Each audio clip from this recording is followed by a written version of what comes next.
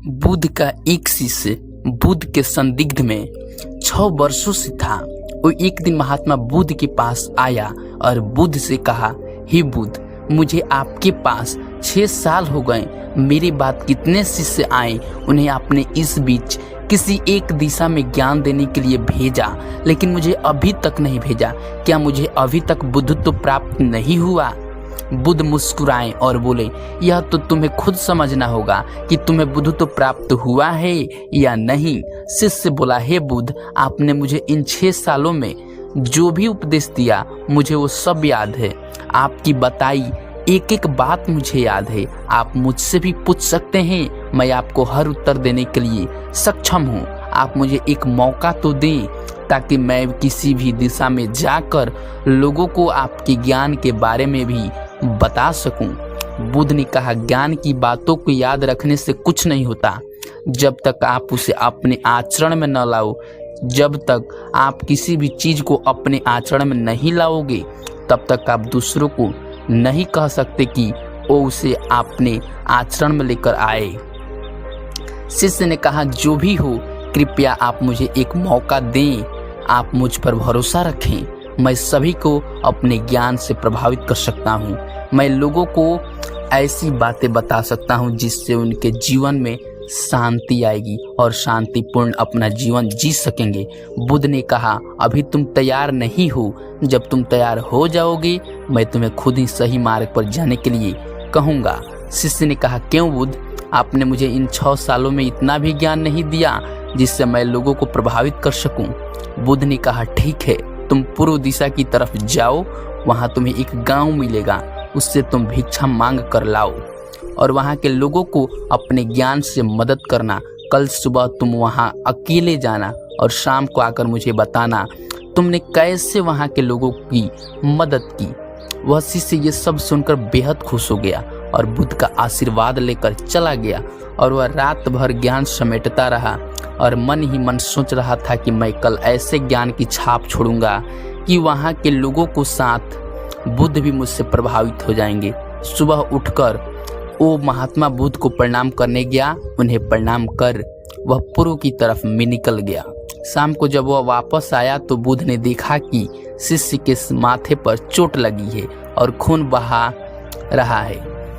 बुद्ध ने उसे पट्टी की और पूछा, तुम्हें यह चोट कैसे लगी? शिष्य ने कहा कि बुद्ध, वहाँ के लोग बेहद दुष्ट हैं। उन्हें जरा भी बुद्धि नहीं है। मैं उस गांव में भिक्षा लेने गया पर किसी ने मुझे भिक्षा नहीं दी।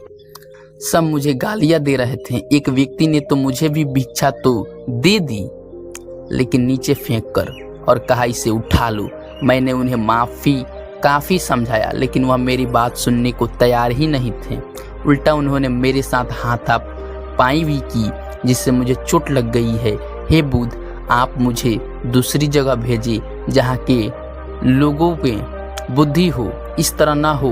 बुद्ध उसकी बात सुनकर मुस्कुराए और बोले कि अगर तुम्हें दूसरे गांव में भी ऐसे ही लोग मिले तब तुम क्या करोगे? शिष्य ने कहा, हे बुद्ध, ऐसे लोगों को कोई ज्ञान नहीं दे सकता।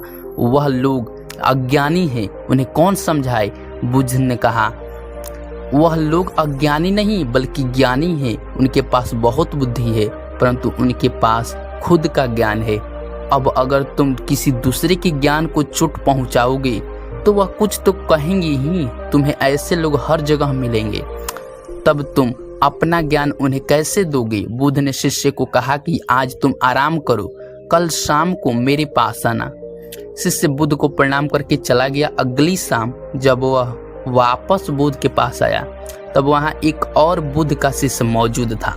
उनके हाथ में चोट लगी हुई थी। बुद्ध ने उस शिष्य के हाथ पर चोट देख उस पर पट्टी की और उस शिष्य से पूछा कि तुम्हें यह चोट कैसे लगी? शिष्य ने कहा, हे बुद्ध, आपने पूर्व के एक गांव में मुझे जाने के लिए कहा था, वहीं मुझे यह चोट लगी। बुद्ध ने कहा, वहां तुम्हारे साथ क्या क्या हुआ, तुम मुझे बताओ। शिष्य ने कहा, हे बुद्ध, वहां पर मैंने सबसे भिक्षा मांगी लेकिन किसी ने मुझे भिक्षा नहीं दी। एक व्यक्ति जिसने भिक्षा दी थी उसने भी वह मुझे जमीन पर फेंक कर दी और कहा, उसे उठा लो। मैंने चुपचाप उसे उठाकर अपने पात्र में रख लिया और उसे कल्याण का आशीर्वाद दिया। तब उस व्यक्ति ने मुझसे कहा, आप बड़े ही अजीब व्यक्ति हो, मैं आपका अपमान कर रहा हूँ और आप मुझे आशीर्वाद दे रहे हैं। मैंने उनसे कहा कि आप धनी हैं, आपने मुझे दान दिया है, इसलिए मैं आपको आशीर्वाद दे रहा हूँ। फिर वहाँ से मैं आगे गया तो कुछ लोगों ने मुझे वहाँ से जाने के लिए कहा।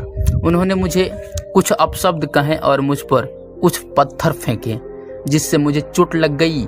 जब मैं वापस आ रहा था तब मैंने एक माँ को रोते हुए देखा। वह अपने बीमार बच्ची को लेकर चिंतित थी। मैं तुरंत जंगल से जाकर उसके लिए जड़ी बूटी ले आया, लेकिन वहाँ के लोग मुझे बच्चे का इलाज करने मुझे जड़ी बूटी देने नहीं दे रहे थे। फिर मैंने उनसे विनती की वह मुझे उस बच्चे का इलाज करने दें, उसके बाद वो जैसा कहेंगे मैं ठीक वैसा ही करूँगा।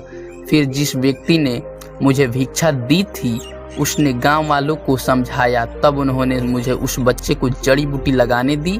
उसके बाद वह बच्चा ठीक हो गया। फिर गांव वालों ने मुझसे अपने किए गए अभद्र व्यवहार के लिए क्षमा मांगी और मुझे धन्यवाद कहा। फिर मैं वहां से वापस आ गया। हे बुद्ध, आपसे एक विनती है, उस गांव के लोग बहुत भोले भाले और सीधे हैं, क्या मैं रोज उसी गांव में जाकर भिक्षा मांग सकता हूँ? ये सभी बात वो पहला शिष्य भी सुन रहा था। उसने यह सुनते ही बुद्ध के चरणों में गिरकर कहा, हे बुद्ध, मैं समझ गया हूँ, अभी मैं उस लायक नहीं हुआ हूँ कि दूसरों को ज्ञान दे सकूं। बुद्ध ने कहा, हमें बाहर वैसे ही लोग दिखाई देते हैं जैसे हम भीतर से होते हैं। जब तक हम स्वयं को नहीं बदलते तब तक हम किसी को भी नहीं बदल सकते। खुद में परिवर्तन करना बेहद जरूरी है। कोई भी बात बताने से पहले उसे आचरण में लाना बेहद जरूरी है, क्योंकि आचरण में लाई हुई चीज को बताना समझाना बहुत आसान होता है और उसे लोग बेहद आसानी से अच्छे से समझ पाते हैं। दोस्तों हम सभी को ऐसा लगता है कि हमने जो कुछ भी सीखा है वह हमको दूसरों को सिखाना चाहिए, लेकिन हम जाने अनजाने में दूसरों को सिखाने के चक्कर में हम कभी कभी गलत साबित हो जाते हैं। तो इसलिए दोस्तों, अगर आप किसी को भी कोई भी सुझाव देने के लिए जाते हैं, आप कोई भी चीज़ सिखाने के लिए जाते हैं, तो सबसे पहले आप उस कार्य को संपूर्ण रूप से और सही ढंग से अच्छे ढंग से सीख जाएं। और आपको जब यह पक्का प्रूफ मिल जाए कि अब मैं इस कार्य को संपूर्ण रूप से सीख चुका हूँ, अब मैं दूसरों को सिखा सकता हूँ, तभी आप दूसरों को सिखाने के लिए जाएं। अन्यथा आपके साथ दुर्व्यवहार हो सकता है और आपको क्षति भी पहुंच सकती है। वीडियो आपको कैसा लगा कमेंट में जरूर बताएं। मिलते हैं फिर किसी नेक्स्ट वीडियो के साथ, तब तक के लिए जय हिंद, जय श्री कृष्णा।